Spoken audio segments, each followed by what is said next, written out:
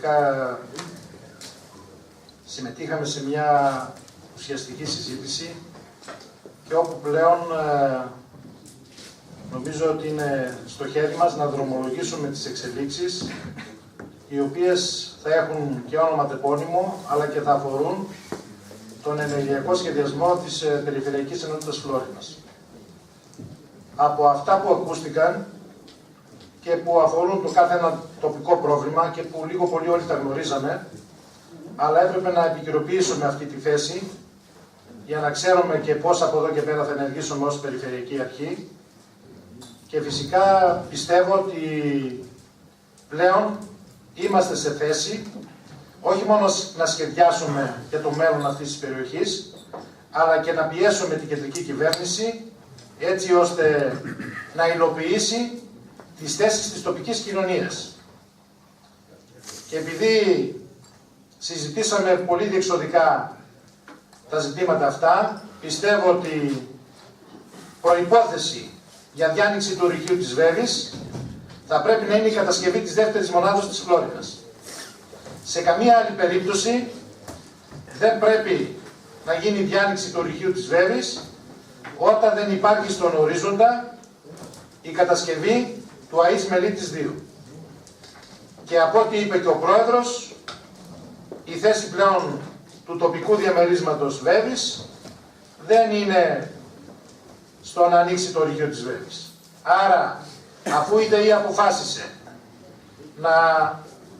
να δώσει τις αποζημιώσεις στους κατοίκους του Δημοτικού Διαμερίσματος Κλειδίου, πρέπει να γίνει ένας σχεδιασμός εκεί, να γίνει διάνοιξη της σύραγγας, να γίνει απαλωτρίωση της έκτασης που είναι παραχωρημένη στο ιδιωτικό ορυχείο της Βέβης και να προχωρήσει η διάνοιξη του ορυχείου Κλειδίου. Νομίζω αυτή πρέπει να είναι η θέση μας σήμερα, το οποίο πλέον έχει ρημάξει το κλειδί. Για να υπάρχει και σωστή διαχείριση.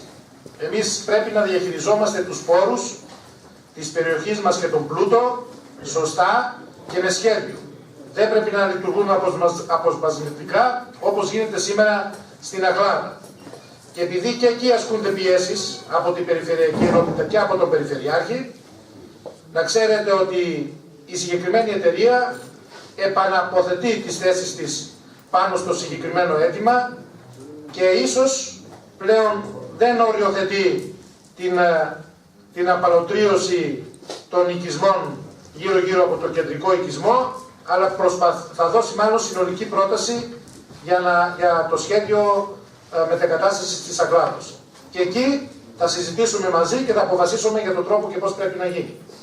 Στην περιοχή του Αμυντέου υπάρχουν τα χρόνια προβλήματα, τα οποία δημιουργούν ειδικά στους αγρότες κάθε χρόνο τεράστιο πρόβλημα και στη διαχείριση των υδάτων, αλλά και στα προβλήματα που υπάρχουν σήμερα και στους Αγίους Αναργύρους και στα Βαλτόνερα και στο Παιδινό, με τα ρήγματα και τις καθιζήσεις που υπάρχουν στην περιοχή.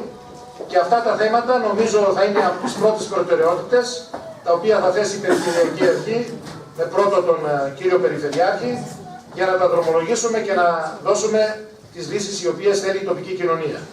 Εμείς από τη μεριά μας, για να μην μακρηγορώ και εγώ και δεν χρειάζεται να επαναλαμβάνουμε αυτά που υπόθηκαν από εσάς, να είσαστε βέβαιοι ότι και η βούληση του Περιφερειάρχη αλλά και της Περιφερειακής Αρχής της Περιφερειακής Ενότητας Φλόρινας είναι απόλυτα ταυτισμένη με τις θέσεις της δικές σας. Και να είστε σίγουροι ότι θα τις υπηρετήσουμε και με σεβασμό αλλά και με προτεραιότητα. Σιγά σιγά θα κτίσουμε αυτό που πραγματικά αξίζει για την τοπική μας κοινωνία, για τη Φλόρινά μας. Αυτά.